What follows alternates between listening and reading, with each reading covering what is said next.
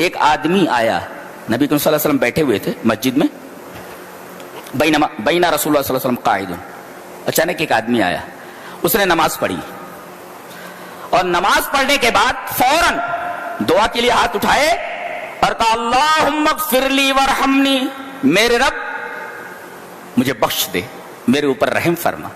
یہی دونوں چیزیں تو ہیں. جب بندہ اللہ سے کہتا مجھے معاف کر دے, مجھ سے غلطی ہو گئی میرے رب, اور میرے اوپر رحم فرما, میں قابل رحم. اللہ کیوں نہیں سنے گا؟ اللہ سنتا ہے. اس آدمی نے نماز پڑھنے کے بعد فوراً دعا کی, اللہم اغفر لی ورحمنی. نبی کریم صلی اللہ علیہ وسلم فرمایا اجلت ایھا المصلی, اے مصلی تو نے جلدی کر دی. ایسے دعا نہیں مانگی جاتی. اب دعا کا ادب بتایا کیسے.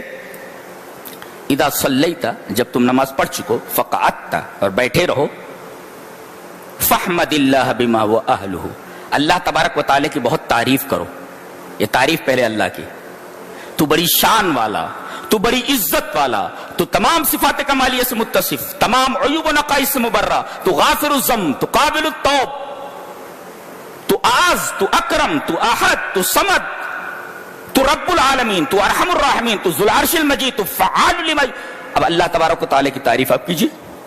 تعریف کرنی بھی تو نہیں آتی ہے, سب سے بڑی مصیبت تو یہ. سائنس کے فارمولے, میتھمیٹکس کے فارمولے ہم سب کو یاد ہے, اللہ کی تعریف کرنی نہیں آتی. اب لات جوتے نہیں کھاؤ گے تو کیا ہوگا. فاحمد اللہ بما هو اہلہ, پہلے اللہ کی تعریف کرو. ثم صلی علیہ, میرے اوپر درود بھیجو, پھر درود شریف پڑھو. اللہ کی تعریف کے بعد میرا حق ہے, میرے اوپر درود بھیجو, یہ میرا حق ہے, وہ اللہ کا حق ہے, اس کی تعریف. اور پھر میرے اوپر درود بھیجو, اللہ اور اس کا رسول. صلی علیہ, میرے اوپر درود بھیجو, اللہ کی خوب تعریف کرو, پھر نبی پر درود بھیجو, پھر اس کے بعد دعا مانگو.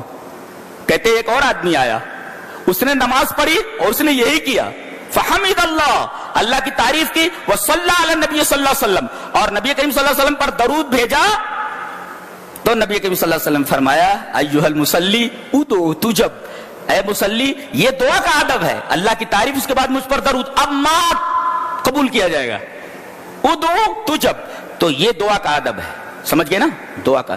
تو کتنی چیزیں ہماری دعاؤں میں نہیں. ایک تو دعا کی حقیقت ہمیں معلوم نہیں ہے, اور دعا کی روح معلوم نہیں ہے, دعا کا ادب معلوم نہیں ہے.